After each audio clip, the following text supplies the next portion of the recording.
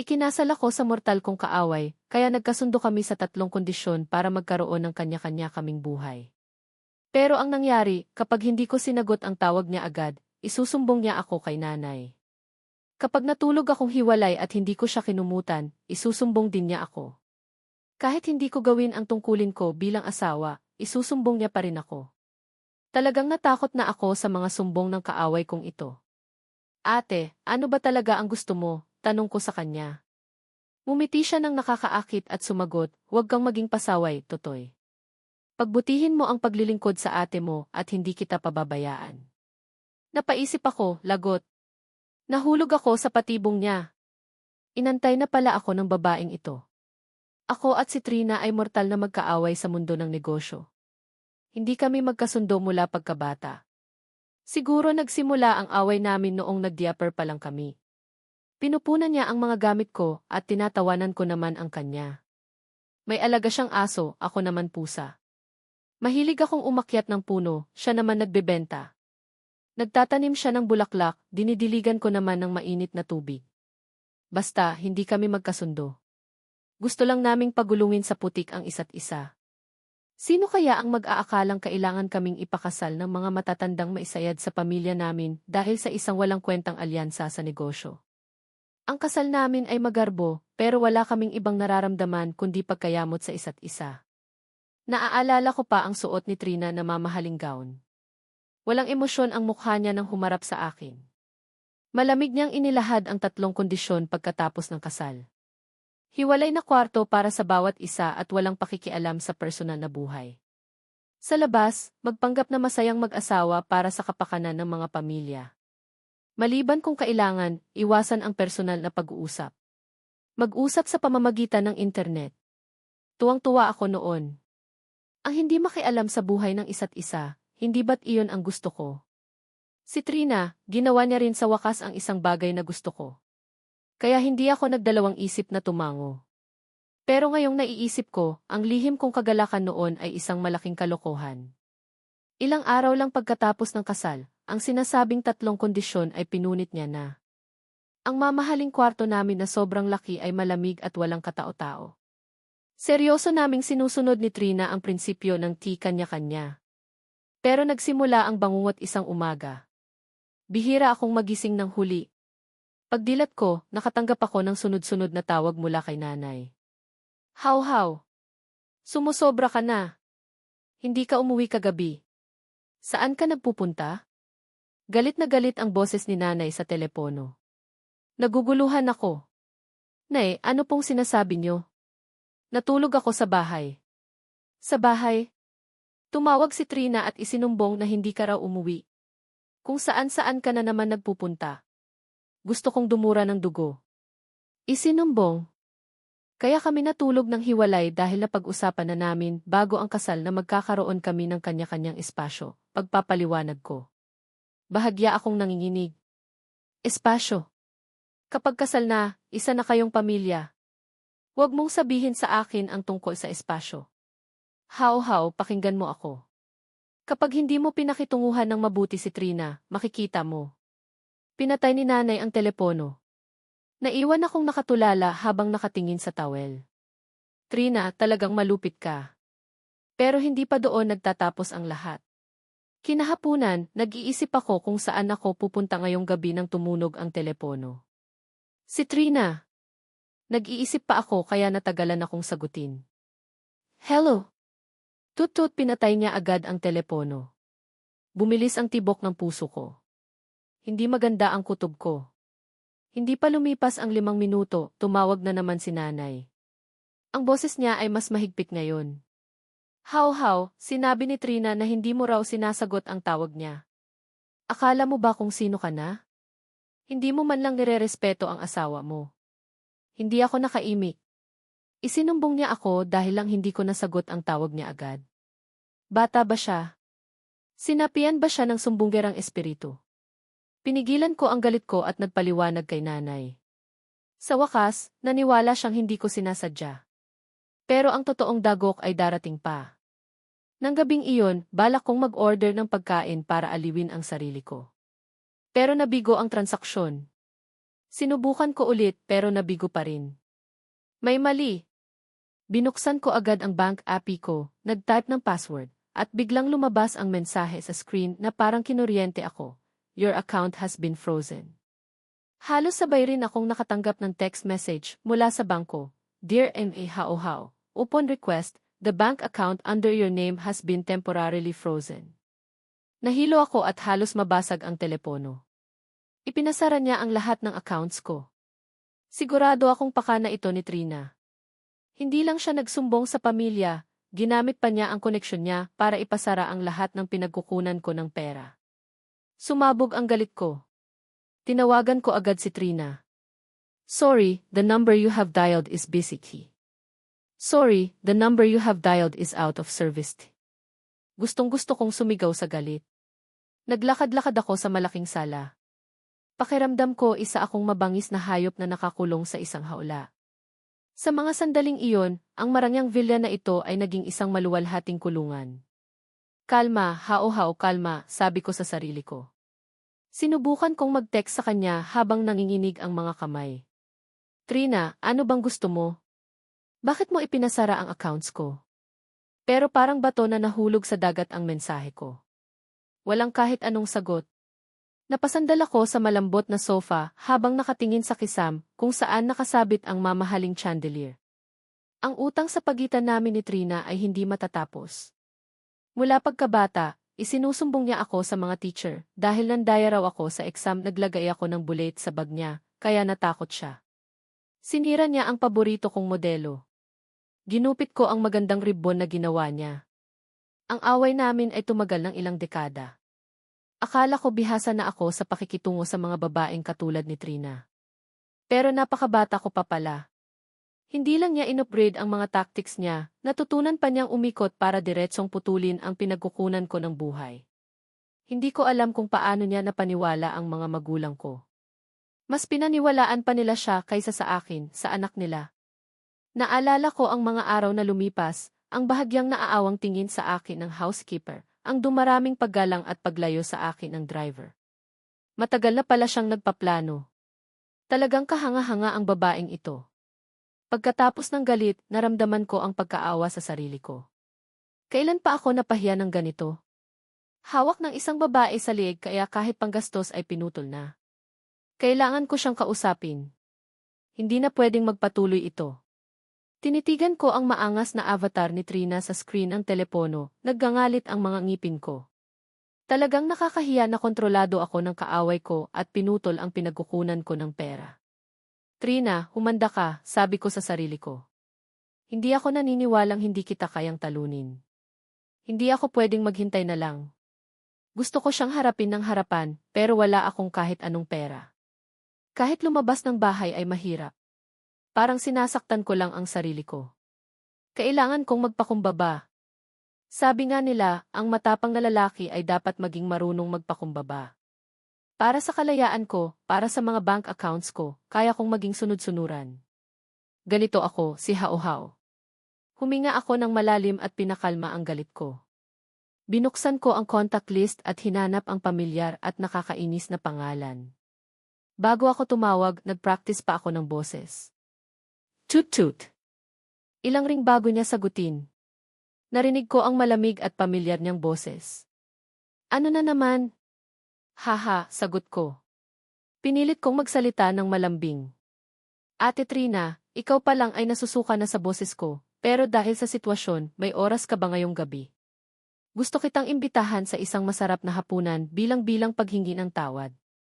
Maingat kong pinili ang mga salita ko, nagpaplano kung paano ko ipapabayad sa kanya ang bill. Nakakainis ang hindi magkaroon ng pera para mag-imbita ng iba. Walang emosyon ang boses ni Trina. Naghintay siya bago magsalita. Hao-Hao, may pera ka ba para imbitahan akong kumain sa isang mamahaling restaurant? Bumilis ang tibok ng puso ko. Talagang matalino siya. Pero makapal ang mukha ko. Sagot ko. Medyo gipit ako ngayon pero mayaman ka naman, Ate Trina. Ipasok mo na lang muna sa account mo. Kapag naibalik na ang accounts ko, babayaran kita ng doble. Tumawa ng malamig si Trina.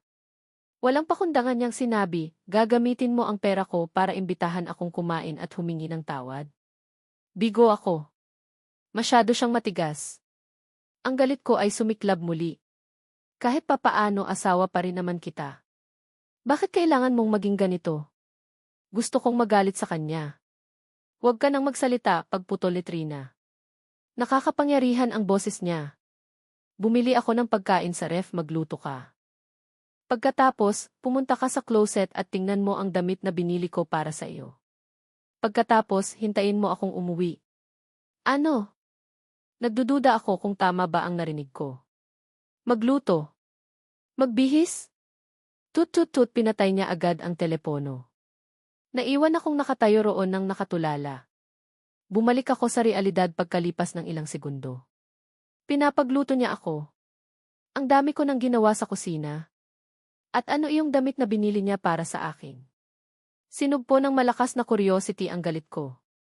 Hindi ko napigilang pumunta sa malaking walk-in closet. Binuksan ko ang pinto. Sa isang nakikitang lugar, nakita ko ang isang bag na may brand new item. Kinuha ko ito at binuksan. Ito ay isang uniforme ng piloto. Sandali. May mali. Medyo hindi ito maayos. Gawa ito sa stretchable fabric na kulay itim. Sobrang sexy ang style. Halos makita na ang linya ng dibdib. Ang disenyo sa bewang ay nakadikit sa katawan. Nakadikit din ang pantalon. Nakikita ko ang abis at mahabang binti ko na ipinagmamalaki ko. Hindi ito uniform ng piloto. Ang daming cosplay na costume, Trina. Ano ba ang iniisip mo? Sa palagay mo, gusto ko ito. Nakaramdam ako ng hiya. Uminit ang mukha ko. Pagsuotin mo ako nito. Ano ba ang binabalak mo? Mas gugustuhin ko pang mamatay kaysa mapahiya. Mamatay man ako sa gutom at ipasara ang lahat ng accounts ko, hindi ko isusuot ito. Bro. Hindi tamang timing ang pagtunog ng tiyan ko. Hinawakan ko ang walang laman kong bulsa at naalala ang masamang mensahe tungkol sa pagpapasara ng account ko. Sige, dapat marunong magpakumbaba ang isang lalaki. Kung minsan, kailangan mong yumuko para kumita ng pera. Ito ay isang damit lang. Kung ikukumpara sa kalayaan at pera, hindi naman masama kung magsakripisyo ako. Naggangalit ang mga ngipin ko. Maghihiganti ako sa hinaharap. Itinabi ko ang damit at nagpa siya munang lutuin ang pagkain. Binuksan ko ang ref, puno ito ng mga sariwang sangkap. Medyo nalilito ako. Nag-search ako online ng mga simpleng recipes at nagsimulang magluto. Sa kusina, halos masugatan ko ang daliri ko habang naghihiwa. Halos masunog ko ang kawali habang ginigisa. Pagkatapos ng halos isang oras, sa wakas ay nakagawa ako ng 3 ulam at isang sabaw. Hindi maganda ang presentasyon pero luto naman. Inilagay ko ang mga pagkain sa mesa. Tiningnan ko ang orasan. Malapit nang umuwi si Trina. Naiisip ko pa lang ang pagsusuot ng kakatuwang damit na iyon, naguguluhan na ako. Sa mga sandaling iyon, narinig kong bumukas ang pinto. Umuwi na si Trina. Ngayong araw, nakasuot siya ng itim na velvet dress. Nakapusod ang mahaba niyang buhok.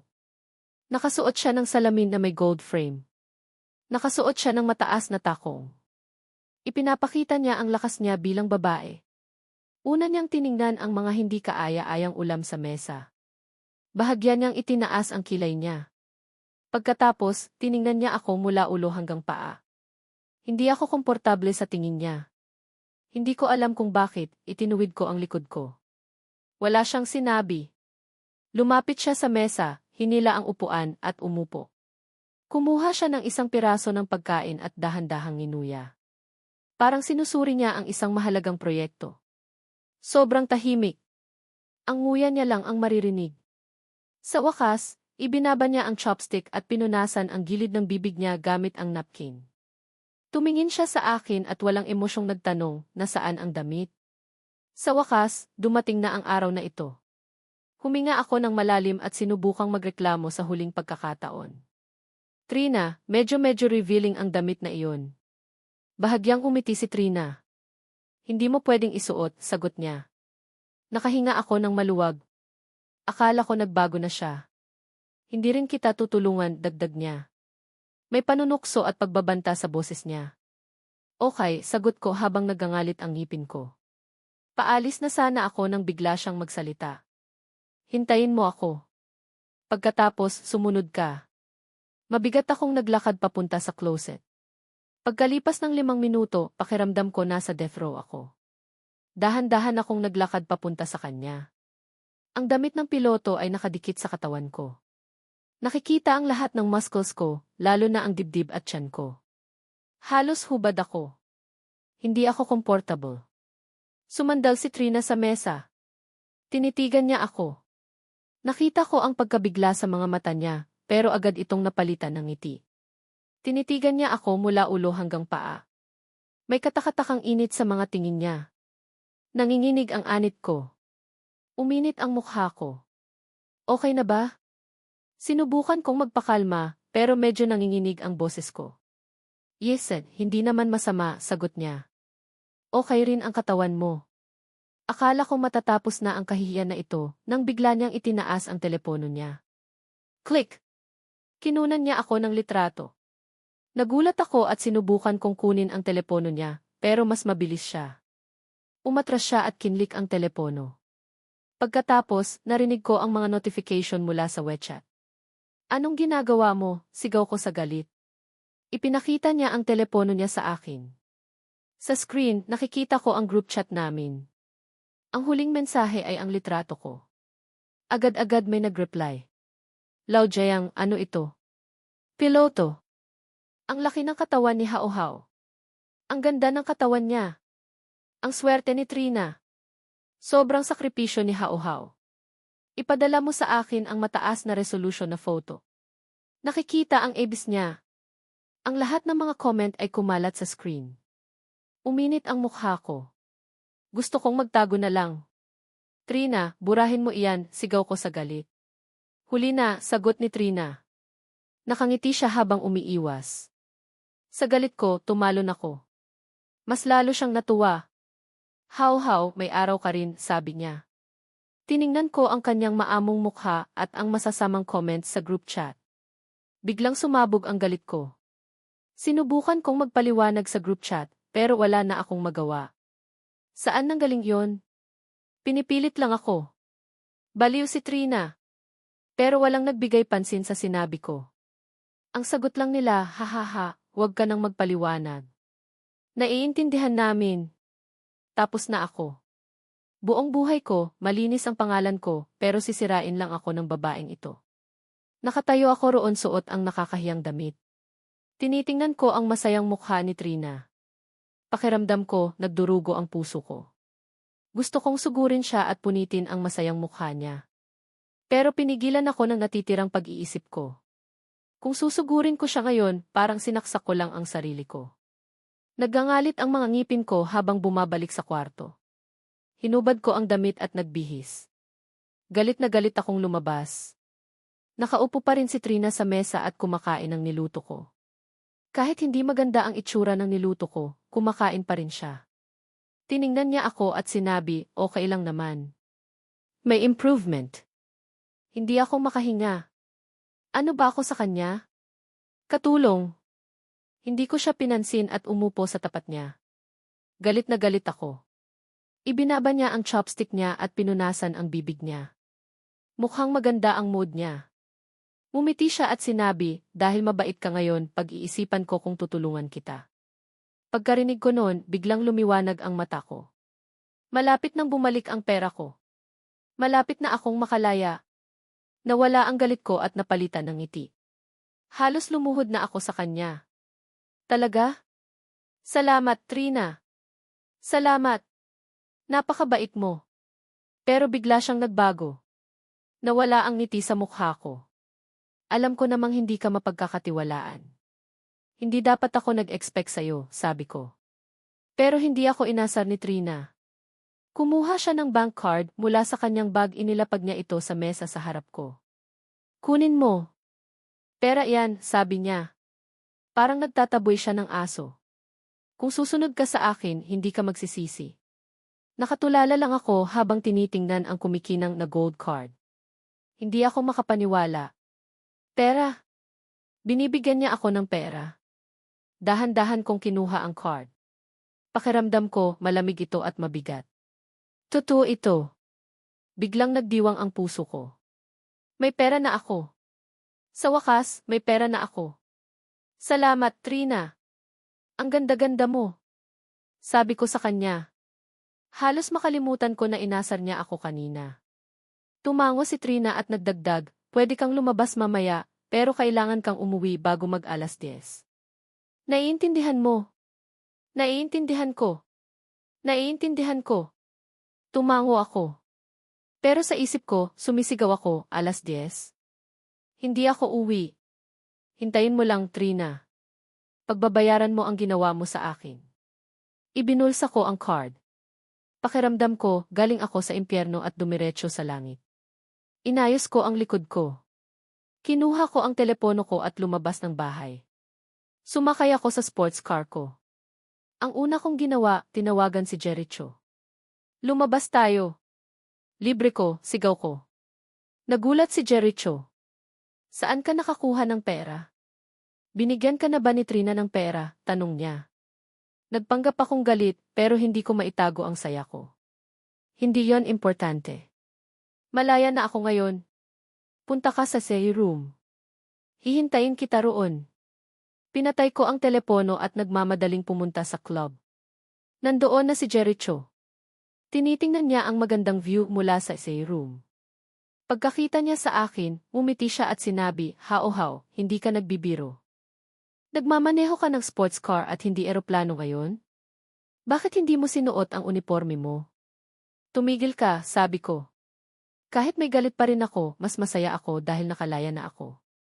Umupo ako sa sofa at ipinakita ang card ko kay Jericho. Huwag mo na akong tawaging Laojayang.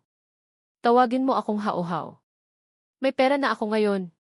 Nanlaki ang mata ni Jericho. Kinuha niya ang card. Totoo ba ito? Nagbago na si Trina? O napaamo mo na siya? Tanong niya. Hindi ko gustong pag-usapan ang kahihiyan ko. Huwag ka nang magtanong, sabi ko. Order ka ng pinakamahal na inumin dito. Ngayong gabi, hindi ako uwi hanggat hindi ako lasing. Mahilig si Jericho sa gulo. Agad niyang tinawag ang manager at nag-order ng pinakamahal na inumin. Mabilis na napuno ng masasarap na pagkain ang mesa. Paulit-ulit kaming nag-toast. Pakiramdam ko, bumalik na ako sa dati kong buhay. Pagkatapos ng isang buwan, malaya na ulit ako. Sinabi ko kay Jericho kung paano ako napahiya at kung paano ako napalaya ni Trina. Ang galing mo, Laojayang. Sabi ni Jericho. Alam kong may paraan ka para mapaamo ang ice queen na si Trina. Sinabi ko kay Jericho, hindi ko kayang kalimutan. Tama lang na nasaktan ako ni Trina, pero ngayon, ako naman ang mananalo. Uminom kami at kumain. Tiningnan ko ang orasan ko. Lagpas na sa alas 10. Umiti ako. Hintayin mo lang, Trina. Hindi ako uwi ngayon. Mainis ka. Sinabi ko sa waiter, magkano lahat? Ngumiti ang waiter. Si Raulo to, magkano kaya? Binigay ko ang card ko. Nagulat ako. Sir, walang laman ang card ninyo, sabi ng waiter. Hindi ako makapaniwala. Hindi pwede to. Subukan mo ulit, sabi ko. Sinubukan niya ulit pero ganun pa rin. Wala pa ring laman ang card. Nawala ang ngiti ko. Hindi pwede to. Niloloko na naman ako ni Trina. Nagagalit ako. Pinipigilan ni Jericho ang pagtawa niya. Parang naaawa siya sa akin. Tinitingnan ako ng waiter. Gusto na niyang umalis. Kinuha ko ang telepono ko at tinawagan si Trina. Nanginginig ang kamay ko. Anong problema? Tanong niya. Mukhang inaantok siya at nairita. Trina, anong klaseng card ang binigay mo sa akin? Tanong ko. Pinigilan ko ang pagsigaw. Card? May ilang daang pera lang doon para makabili ka ng snacks, sagot niya. Snacks? Gusto ko na lang mamatay. Sabi ko. Matutulog na ako. Paalam. Pinatay niya ang telepono. Hindi ako makapaniwala. Wala akong masabi. Sige, babayaran ko na lang, sabi ni Jericho. Pagkatapos magbayad, umupo siya sa tabi ko at tinapik ako. Alam ko namang hindi ka mananalo kay Trina, sabi niya. Sinabi niya, pero gusto kong tulungan ka. May plano ako, pero medyo masama. Tumingin ako sa kanya. Anong plano? Tanong ko. Hinawakan ni Jericho ang baba niya. Mag-asawa kayo, di ba? Kung may nangyari sa inyo, hindi ba iyon krimen? Tumingin siya sa akin. Paamuhin mo si Trina. Pag hindi niya kayang mabuhay nang wala ka, susundin ka niya. Alam mo na. Gawin mo ang dapat mong gawin. Kumunot ang noo ko. Sobrang masama ng ideya niya. Pero isipin mo ito. Balikatin mo ang responsibilidad. Kung mahal ka na niya, susundin ka na niya. Pagkatapos, makukuha mo ang pera at ang kumpanya, sabi ni Jericho. Magulo ang isip ko. Pero naalala ko ang kahihiyan ko at kung paano ako ginagamit ni Trina. Sige, gagawin ko, sabi ko. Pabalik ako sa bahay, ang paulit-ulit na sinasabi sa isip ko, mabuntis mo siya. Makikita ko. Madilim at tahimik sa bahay. Si Trina, may routine siya. Siguro natutulog na siya. Magaling, sabi ko sa sarili ko. Dahan-dahan akong lumapit sa kwarto niya. Huminga ako ng malalim. Kinakabahan ako, pero naalala ko ang pagsasara niya ng bank account ko. Biglang nawala ang kaba ko. Binuksan ko ang pinto. Madilim ang kwarto. May ilaw lang na galing sa night lamp. Hindi ko inaasahan ang nakita ko. Hindi nakatulog si Trina. Nakaupo siya sa kama. Hindi siya nakasuot ng pajamas niya. Nakasuot siya ng black lace robe. Kitang-kita ang magandang hubog ng katawan niya. Ngumiti siya. Tinitigan niya ako na may pag-aasar at hamon. Ano to? Saan nagpunta ang plano ko? Bakit parang nagbago ang script? Hindi ba ako ang mananalo? Hindi ba ako maghihiganti? Ano ba? Bakit ka nakatayo riyan? Sabi ni Trina. Napalunok ako. Naiintindihan ko. Sinabi niya, hindi ba't ako ang sinisisi mo? Humakbang ako. Mali ito. Sobra na ito. Kailangan mo siyang pigilan, sabi ng isip ko. Hindi ka ba natatakot, sabi ni Trina. Sumiklab ang puso ko. Hindi ko alam kung bakit. Sabi ko, kung may nangyari sa atin, wala kang panama sa akin. Ano nang hindi mo gagawin? Nagulat si Trina sa ginawa ko. Pero bigla niya akong niyakap. Mag-asawa tayo, sabi niya. Nalito ako sa sinabi niya. Hinawakan ko ang mukha niya at hinalikan siya. Sa huli, isang bagay lang ang naisip ko. Nagawa ko ba? Nagawa ko ba? Nakahiga ako sa ibabaw niya. Natatakot akong magsalita. Nahihiya ako. Sinabi niya, okay lang. Normal lang yon. Nagulat ako sa sinabi niya. Sinabi ko, hindi mo ba ako pagtatawanan? Hindi niya ako pinagtawanan. Kinamot niya ang likod ko. Nag-search ako tungkol dito. Sabi nila, mabilis lang daw sa una. Pero pagkatapos, gagaling ka na, sabi niya. Sinabi niya sa akin, subukan ulit natin. Hinawakan niya ako. Hinalikan ko siya. Ngayong gabi, hindi ko na iniisip ang paghihiganti. Si Trina rin. Dumating ang umaga. Maganda ang gabi. Pero, nahulog ba ako sa kanyang plano? May nakamamatay na tamis. Parang hindi na ako ang may kontrol. Pero wala na akong pakialam. Pagkatapos ng gabing puno ng libog, nagising ako kinabukasan. Umaga na. Pumasok ang araw sa kwarto. Masakit ang katawan ko. Wala na si Trina sa tabi ko. Malamig na ang kama. Nasaan siya? Naalala ko ang mga nangyari kagabi. Medyo nalilito pa rin ako. Inisip niya ako. Pagkatapos, bigla niya akong inalo. Sa huli, sino ang nanalo? Parang ako ang nanalo. Pero pakiramdam ko, nahulog na ako sa kanyang patibong. Napakatalino niya. Hinawakan ko ang ulo ko. Sumasakit ito. Sinubukan kong bumangon. May tubig sa mesa sa tabi ko. May papel din sabi doon, nasa mesa ang almusal mo. Painitin mo na lang. Itong card ang gamitin mo. Ang password ay ang kaarawan mo. Trina. Kinuha ko ang credit card. Ano kaya ito? Sinasaktan niya ako pagkatapos ay binibigyan? Hindi ako comfortable. Pero asawa ko siya. Ibinigay niya sa akin ang lahat ng ito. Wala bang mali doon? Kinuha ko ang telepono ko. May message mula sa bangko. Nagpadala siya ng ₱1,000,000. Asawa niya ba ako o alaga? Uminit ang ulo ko. Pero masaya rin ako. Tawagan ko kaya siya. Lumipas ang ilang segundo. Okay na ang ₱1,000,000 kaysa wala. Pinili ko ang numero niya. Tumunog ang telepono niya. Sumagot siya. Malamig ang boses niya. Hello. Naipadala mo na sa akin ang card at pera, sabi ko. Kunin mo na lang. Kung kailangan mo pa, sabihin mo sa akin, sabi niya. Ganon na lang yon. Hindi siya nagbibiro. May problema ba?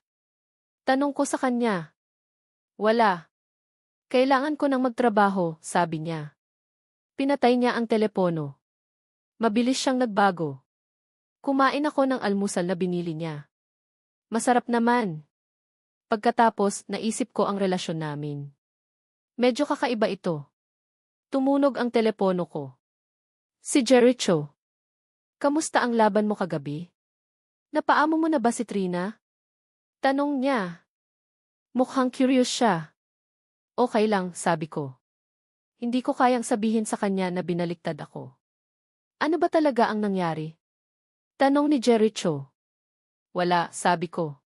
Bakit ka tumawag? Nakita ko si Ina kahapon. Umuwi siya. Magkita-kita tayo mamaya sa club. Magdiwang tayo, sabi niya. Si Ina. Matagal na kaming hindi nagkikita. Pagkatapos ng high school, umalis siya para mag-aral sa ibang bansa. Naalala ko, mabait siya sa akin. Laging nakasunod sa akin. Pero iba si Trina. Palagi niya akong pinapahirapan. Kailan siya umuwi? Tanong ko. Kagabi. Sinabi niya na gusto niya tayong makita, sagot niya. Sige, pupunta ako, sabi ko. Nasa bahay pa ako. Pagod pa rin ako. Gusto kong makita si Ina. Naligo ako at nagbihis.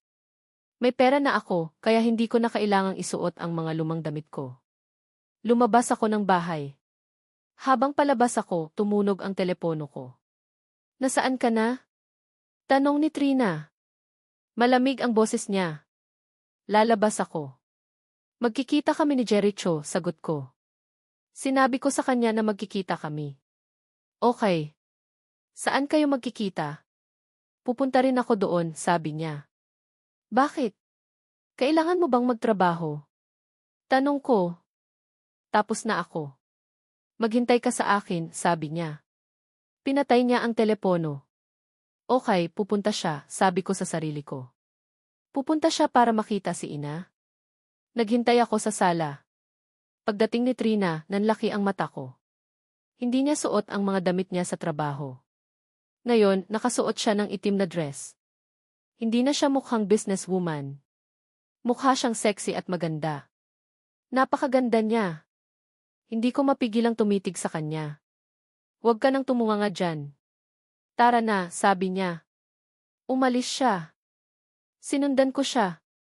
Pupunta ba siya doon para makipagkompetensya kay Ina o makipag-away? Pagdating namin sa club, nandoon na si Jericho at Ina. How, Trina. Bati ni Jericho. Ina. Bati ko rin. Nakasuot siya ng pink dress. Napakabait pa rin niya. Kamusta na kayo? Ang tagal na natin hindi nagkita, sabi ni Ina. Napakaganda mo pa rin, sabi ko. Nakakatuwa, sabi niya. Tinitigan niya ako. Parang hindi niya nakikita si Trina. Susugurin niya ako. Lumapit si Trina sa akin at hinawakan ang kamay ko. Parang sinasabi niya, akin lang siya. Ina, ang tagal na nating hindi nagkita, sabi ni Trina. Umiti siya, pero hindi siya masaya. Ang tagal nating hindi nagkita. Naalala ko, palagi mo akong sinasaktan, sabi ni Ina. Nagbibiro lang ako, sabi ni Trina. Hinawakan niya ang tiyan ko at isinandal ang kanyang ulo sa balikat ko. Sabi niya, hindi ko siya sasaktan. Hindi komportable ang pakiramdam ko. Kumain na tayo, sabi ko. Nag-order si Ina ng maraming pagkain na gusto ko. Hinandog ni Trina ang pagkain sa akin. Ano ba to? Tikman mo ang dish na to, gusto mo to dati, sabi ni ina. Sinabi ni Trina, ayaw na niya ng matamis. Tikman mo ang dish na to, gusto mo rin to, sabi ni ina. Mas gusto niya ang maanghang, sabi ni Trina. Sino ba ako?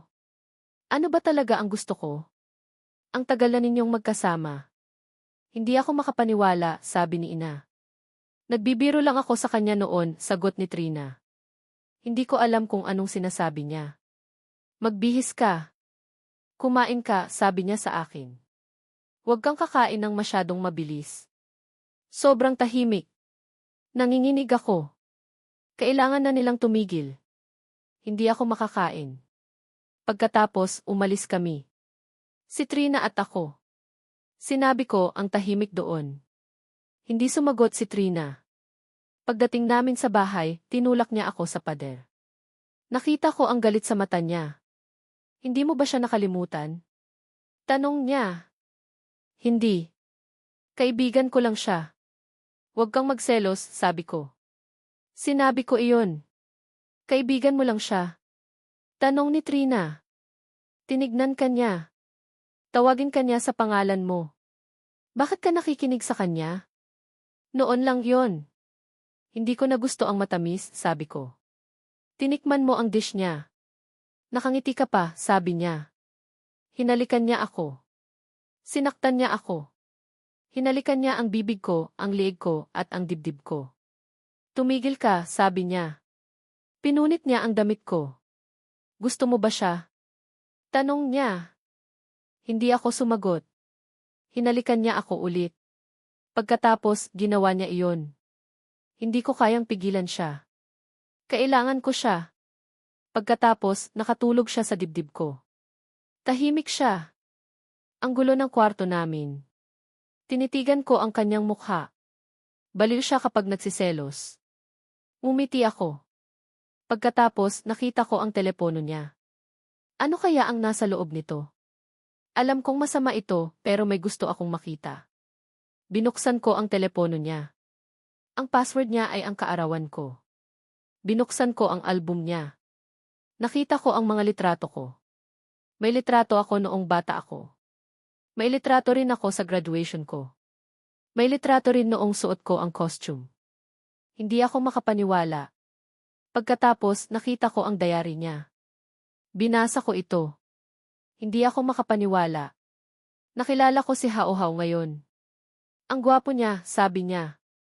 Hinulog ko siya sa ilog. Ang sama ko. Ikinasal ako sa kanya. Kinakabahan ako. Sinaktan niya ako. Gusto kong umiyak. Sinabi niya na gusto niya ako. Ang saya-saya ko. Gusto ko siyang maging akin. Hindi ako makapaniwala. Mahal ba niya ako? Nagpatuloy ako sa pagbabasa. Hindi ako makagalaw. Parang kinuryente ako. Matagal na pala niya akong gusto. Ang mga asaran namin, ang mga sinabi niya, ang lahat ng ginawa niya noon may dahilan. Ang gabing yon, sinubukan niya ako. Ginawa niya yon noon pa lang. Nalilito ako. Hindi ako makapaniwala. Nagsisisi ako. Naawa ako sa kanya. Tumingin ako kay Trina. Nakatulog siya sa dibdib ko. Bahagya siyang nakasimangot. Parang hindi siya mapakali. Ang babaeng ito, na galit sa akin, gusto pala ako. Nalilito pa rin ako. Habang tinititigan ko ang mga isinulat niya sa diary niya, nasasaktan ako. Ganito pala yon, sabi ko. Inilagay ko ang telepono sa mesa. Tinitigan ko ang babaeng natutulog sa sofa. Nakasimangot pa rin siya. Bakit mo ako ginaganito? Binuhat ko siya. Binalik ko siya sa kama. Pagkatapos, tinitigan ko siyang matulog. Hindi ako makapaniwala. Nakakahiya. Pagkagising ko kinabukasan, wala na siya. May almusal sa mesa. May papel din sabi doon, may birthday si ina ngayong gabi. Nagagalit ako. Bakit kailangan kong pumunta? Naalala ko ang mga sinabi ni ina. Sa birthday niya, magbabayad ako. Pupuntahan ko si Trina. Noong hapon, sinundo ko si Trina sa trabaho niya. Pupunta kami sa party ni ina. Nagbihis siya ng maganda. Nakasuot siya ng black dress. Hindi katulad ng dati, wala siyang masamang balak. Bakit mo ako tinititigan? Tanong niya. Ang ganda mo, sabi ko. Bolero, sabi niya. Pero namula ang tenga niya. Hindi na ako nagsalita. Ang party ni Ina ay maganda. Maraming tao doon. Suot ni Ina ang kanyang pink dress. Naglakad-lakad siya. Binati niya ang mga bisita. Pagkakita niya sa amin, umiti siya. How, Trina. Nandito na kayo, bati ni Ina. Binigay ko ang regalo niya. Maligayang bati, sabi ko. Si Trina ang bumili ng regalo. Ito ay isang brooche. Ito ay kulay pilak at may mga diamonds. Maganda ito. Salamat, sabi ni Ina.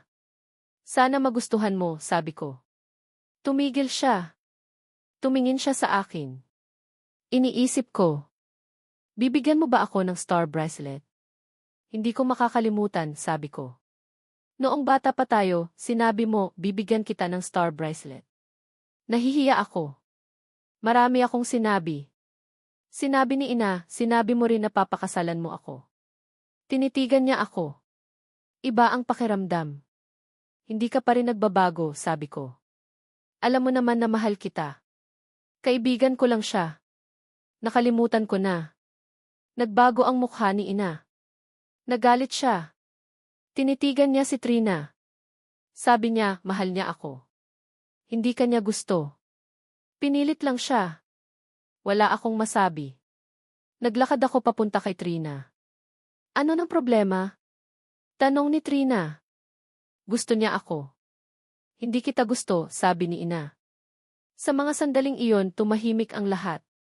Tinititigan nila kami. Hindi ko alam ang gagawin ko. Tinitigan lang siya ni Trina. Pagkatapos, hinawakan niya ang kamay ko. Itong mga tao ay may problema. Hayaan mo sila, sabi niya. Nagagalit ako. Ano nang ginagawa niya? Bakit niya sinabi sa kanila? Tinitigan ko siya. Hindi mo ba ako gusto? Hinila ni Trina ang kamay ko. Tinitigan niya ako. Sabi niya, wala kang alam. Pagkatapos, umalis siya. Hindi ako makapaniwala. Nalulungkot ako. Sabi ko, Trina, huwag kang umalis. Sinubukan kong sundan siya. Pero pinigilan ako ni Jericho. Huwag kang pumunta. Aayusin mo ito, sabi niya. Tinitigan ko si Ina. Galit ang mukha niya. Nakalimutan niya ang kaarawan niya. Ano ba ang nangyayari? Pagkatapos, sinundan ko si Trina. Sabi ko, Trina, hintayin mo ako. Nakita ko si Trina. Pumasok siya sa kotse niya. Sabi ko, hindi ko alam. Napakagi. Tumingin ako kay Trina. Si Jericho, ano ang ginagawa mo? Sabi ko, ano nang nangyayari? Ano ang ni? Pinatay na ni Jericho, ano nang magagawa ko? Sabi ko, mag-usap tayo, sinasabi ko sa'yo, Trina. Hindi. Ano nang mangyayari kung hindi ko ginawa iyon kay Trina, kung ginawa ko kay Jericho? Pagkatapos, sinabi ni Trina, huwag mo nang makikita ang mukha ko. Sinabi ni Trina ang mga nagbago sa pakiramdam ko dahil sinasabi ko lang sa kanya. Sinabi ko sa party. Huwag mo akong sisihin. Uwi tayo, Trina. Akin ang katotohanan. Binuo nila ako. Ginawa niya iyon, sabi niya. Pagkatapos tumawag. Kung gagawin ko, ano kaya ang pakiramdam ng matagal na magkasama? Tumatawa ako sa isa't isa. Pagdating ni Trina, nasaan ba ako nagpunta? Hindi ako papunta doon na ikaw, sabi niya. Gusto kong maging isa ka lamang sa marami dahil yan ang kinahinatnan mo. Sa palagay ko, hindi ko maisa sa katuparan kung hindi ko kayo magkatagpo noon, sabi niya sa akin. Alam mo lang na pinagtatawanan lang ako, walang pag-asa para sa isang kaluluwa. Kahit na sa anong relasyon tayo, nakakatawa sa lahat. Tumunog ang telepono, si Ina. Hindi ko sinagot. Ilang segundo, muling tumawag. Tumatawag kay Trina, sinagot na lang ito. Sabihin nila sa akin. Ano ang pinag-uusapan ninyo, bakit ba kayo nag-uusap? Sabi ko naman. Nagmamadali na kayong tumawag sa akin. Anong nais mo sa akin? Tinitigan ko siya, ano ang sinasabi ko sa kanya, si ina. Pero hindi naman tumigil doon. Nanonood ng napakahabang buhok niya. Kaya ito. Tinitigan kami sa kanyang mahabang mukha. Ilang sandali, mas tumawa pa siya. Kung ganito, ayoko nang makita ang mga mukha mo. Pinatay niya ang telepono at kinumutan ang aming kotse. Hinihintay niya sa aming tahanan. Sabi ko sa kanya, sa akin, hindi na ako makaulit kay ina, wag na sana makitang muli. Kung talagang ako, hindi ko siya nakikita, sabi niya. Sabi niya, binibigyan ang tunay niyang kalooban ng kalayaan ang buhay. Hindi ko na ito magagawa pa. Bakit hindi ko na magawa pa ang ganito? Bakit hindi ninyo alam? May dapat bang hindi alam? Sinundo ko siya ng kotse, nandoon na kayo. Pinatay niya na ang mga kotse namin. Bago siya maging iba. Tinawagan ako ni Ana. Sa aming bahay. Hayaan ninyo siya. Bakit ko sinasabi? May nagsabi noon, ano? Sabi niya, kayo ang nagsabi sa ganoong paraan. Sino man sa inyo, sinasabi siya sa atin, walang alam. Maniwala man ako o hindi, nasasaktan lang ako. Sa kanyang kamay, binibilang mo na lang kami? Hahawakan ako para sumakay sa kotse sa paborito naming ilog. May gagawin ako kung paano ako makakagawa ng ganito. Kailangan kong mamuhay, baka sakaling malaman mo. Pero bakit naging kasama mo si Trina? Ano ang gagawin ko sa mga ginagawa ko? Nabalitaan na. Nagtagumpay na ako. Nakita niya na ang kanyang kapatid. Tila ito nga. Ito na kaya ang katotohanan? Nabalitaan na. At saka hindi magandang kausap. Sinabi sa telepono, kung mayroon nang nangyari, hindi ko na muling makikita si Trina, hindi na. Tinitigan ko ng matagal si Trina. Ngiti. Hindi na pala ako galit sa kanya, natatakot. Alam kong hindi ako makakalapit sa kanya. Paliwanag na ba sa iyo? Hindi ko maintindihan. Hindi ako tumanggi. Nagmaneho siya. Saan ako nagpupunta na hindi niya ako niloloko? Kung saan niya gusto, kung saan man siya maloko, alam ko na siya. Maghihintay na lang sana ako. Sinabi niya, hindi mo na ako maaaring maging sa kanya. Ito ang aking katapusan, ang katapusan ng katapusan. Umiti siya ulit. Panoorin ang kanyang ulo. Ngunit ang katapusan ay hindi pa dumating. Natatakot na ako. Napakasalubong na nito. Hindi ko siya maitulak. Tinitigan niya ako, sabay sabi, hao, magpaalam ka sa mga tao. Muli niyang pinisil ang aking kamay. Ako, natatakot. Tinitigan ko ang nakabukas na ilog sa labas ng bintana. Ito ang ilog na kasama kaming lumaki. Magsabi ka ng pangalan.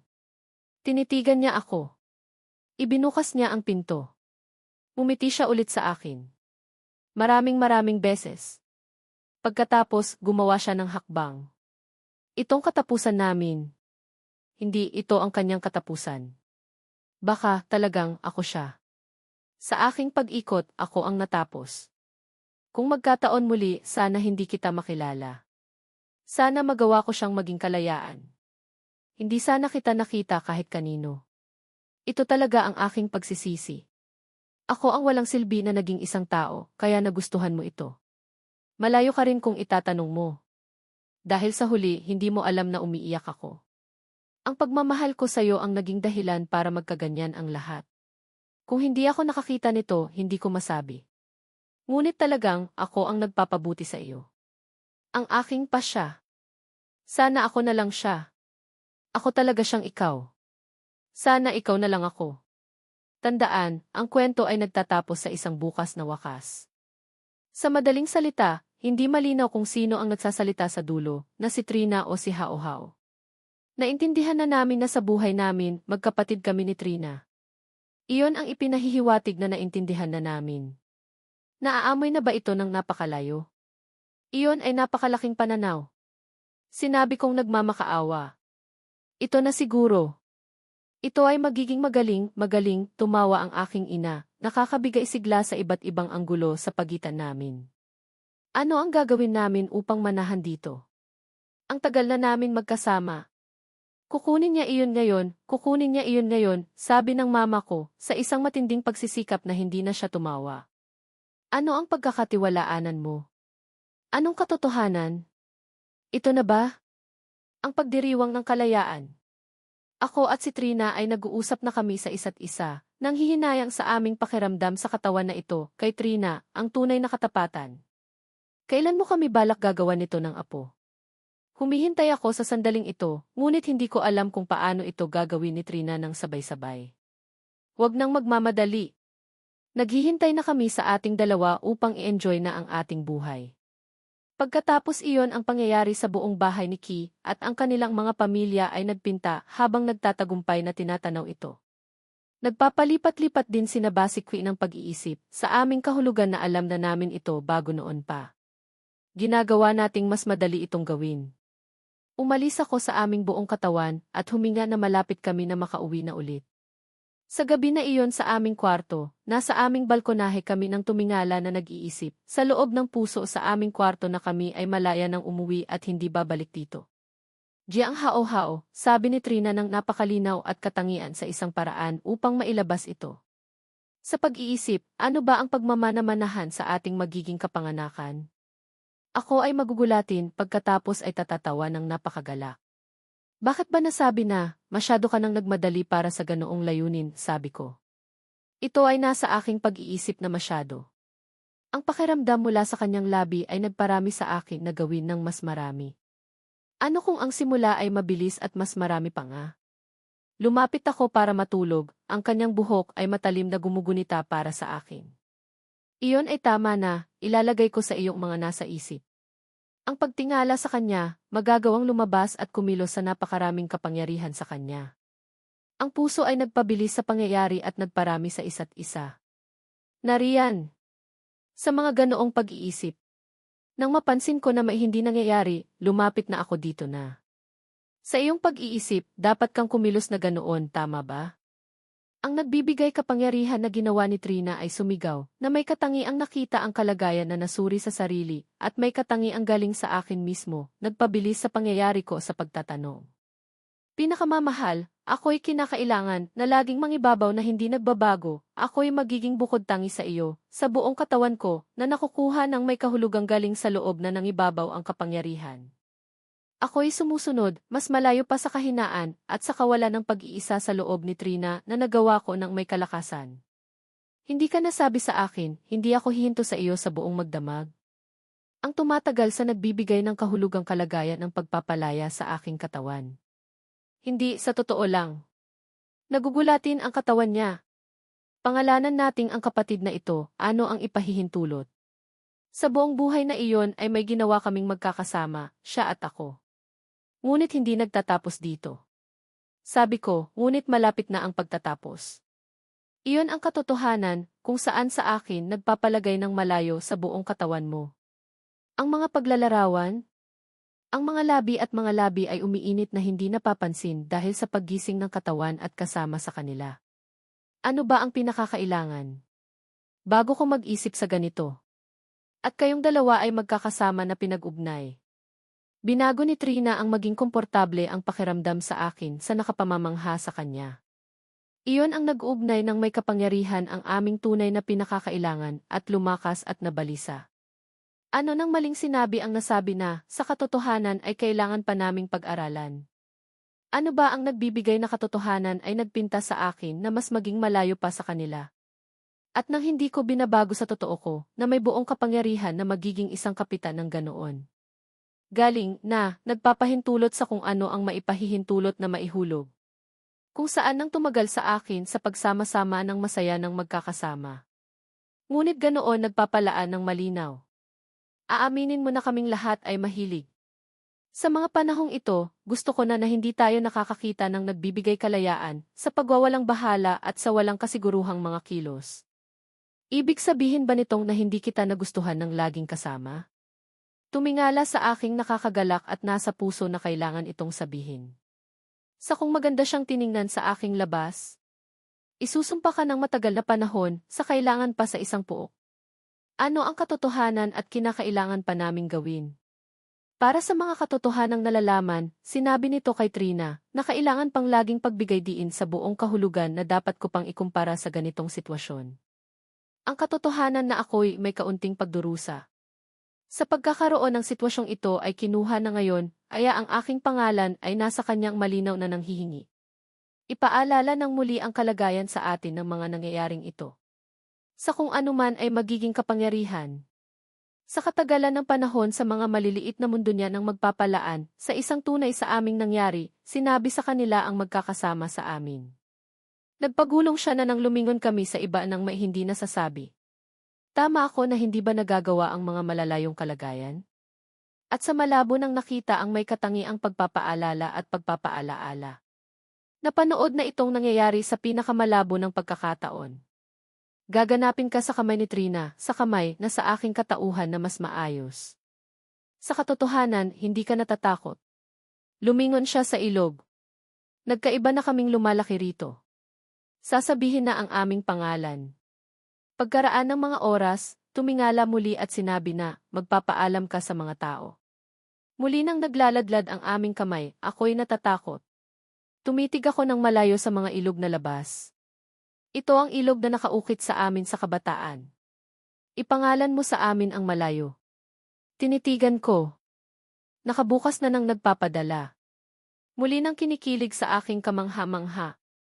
Pagkaraan ng maraming naganap, binuo ang nangyaring ito. Itong mga pangyayari. Hindi itong kanyang katapusan. Ito ba ako na talagang nasa amin? Sa aking paggising tapos na ako. Kung magkataon muli, sana hindi kita makilala. Sana magawa ko siyang maging kalayaan. Hindi sana kita nakita kahit kanino. Ito talaga ang aking pagsisisi. Ako ang walang silbi na naging isang tao, kaya nagustuhan mo ito. Malayo ka rin kung itatanong mo. Dahil sa huli, hindi mo alam na umiiyak ako. Ang pagmamahal ko sa'yo ang naging dahilan para magkaganyan ang lahat. Kung hindi ako nakakita nito, hindi ko masabi. Ngunit talagang, ako ang nagpapabuti sa iyo. Ang aking pasya. Sana ako na lang siya. Ako talaga siyang ikaw. Sana ikaw na lang ako. Tandaan, ang kwento ay nagtatapos sa isang bukas na wakas. Sa madaling salita, hindi malinaw kung sino ang nagsasalita sa dulo, na si Trina o si Hao Hao.